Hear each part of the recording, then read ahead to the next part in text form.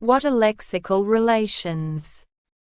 The branch of semantics that deals with word meanings is called lexical semantics. Yule, 1994. Lexical relations are relationships of the meanings of the words to other words. Bolinger, 1968. Lexical relations are central to the way speakers and hearers construct meaning. The lexical relation is used to indicate any paradigmatic relation among words. It is not just a semantic relation. So, it includes phonetic relations such as rhyme and alliteration, morphological relations such as inflectional variations, and morphosyntactic relations such as co-membership in a grammatical category. These relations also examine the network-like structure given to our mental lexicon. Words and lexical items. Our interest in semantic relations is with lexemes or semantic words. First, we should examine this unit word. Words can be identified at the level of writing, where we are familiar with them being separated by white space, where we can call them orthographic words. In phonology, they are strings of sounds which may show internal structuring. In syntax, where the same semantic word can be represented by several grammatical distinct variations, for example walk, walking, walked. However, for semantics, these are instances of the same lexeme, the verb walk. A word is a minimum free form, for the purposes of ordinary life. The word is the smallest unit of the speech. Bloomfield, 1984. Thus, words are independent entities that are being able to occur in isolation. Problems with pinning down word meaning. The difficulty arises from the influence of context on the word meaning. Usually, it is easy to define a word if you are given the phrase or sentence it occurs in. These contextual effects seem to pull word meanings in two opposite directions.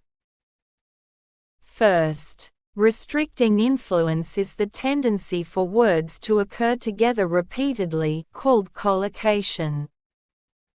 Let's compare the collocation patterns of two adjectives strong and powerful, which might give similar meanings.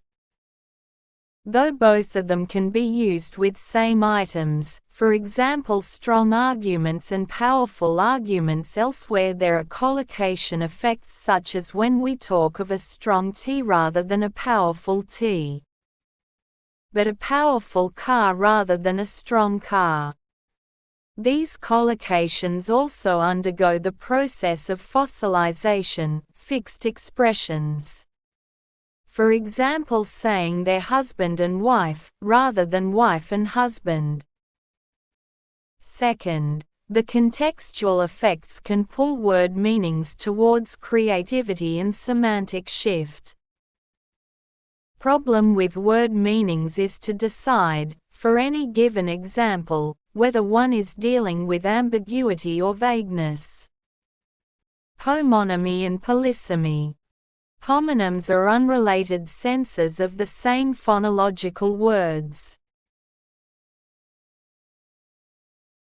Different types of homonyms can be distinguished by their syntactic behaviors and spellings. For instance, lexemes of the same syntactic category with same spellings, for example lap circuit of a course, and lap part of the body when sitting down, or lexemes of the same syntactic category with different spellings, for example the verb ring, and ring, or lexemes of the different syntactic category with same spellings, for example the verb keep, and the noun keep, or lexemes of the different syntactic category with different spellings, e.g. not, not.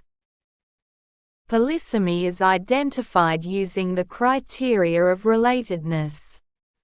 When the senses are judged to be related under the same lexical entry, for example hook.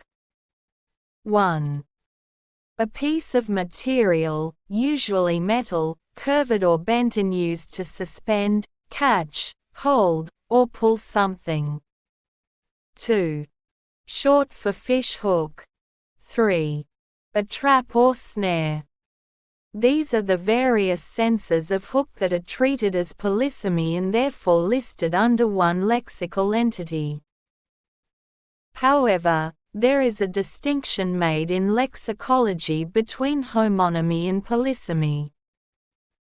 Both deal with multiple senses of the same phonological words. Synonyms and antonyms. Synonymy is the notion of sameness of meaning. According to Said 2014, synonyms are different phonological words which have the same or very similar meanings, for example, couch, sofa, boy, lad, lawyer, attorney. Two words are synonymous if the substitution of one for the other does not change the truth value of a sentence. Synonyms are almost never truly substitutable. These often have different distributions along a number of parameters.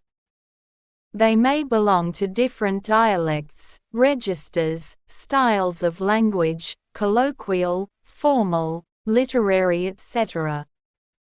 Or these may belong to different situations, for example, wife or spouse is more formal than old lady or Mrs. Antonyms are words which are opposite in meaning. Different types of relationships that seem to involve words which are at a time related in meaning yet incompatible or contrasting. Some of them are as follow. 1. Simple antonyms. The negative of one implies the positive of the other, complementary pairs or binary pairs. 2. Gradable antonyms. This is a relationship between opposites where the positive of one term does not necessarily imply the negative of the other. 3. Taxonomy sisters. Antonyms sometimes describe words which are at the same level in taxonomy. Taxonomies are classification systems, e.g. the color adjectives in English, i.e. red, orange, yellow, green, blue, purple, brown. 4. Reverses. Shows reverse relation in between terms describing movements, where one term describes movement in one direction, and the other the same movement in the opposite direction, e.g. push, pull, come, go, up, down, in, out, right, left. 5. Converses. Describe a relation between two entities from alternate viewpoints, e.g. own, belong to, above, below, employer, employee.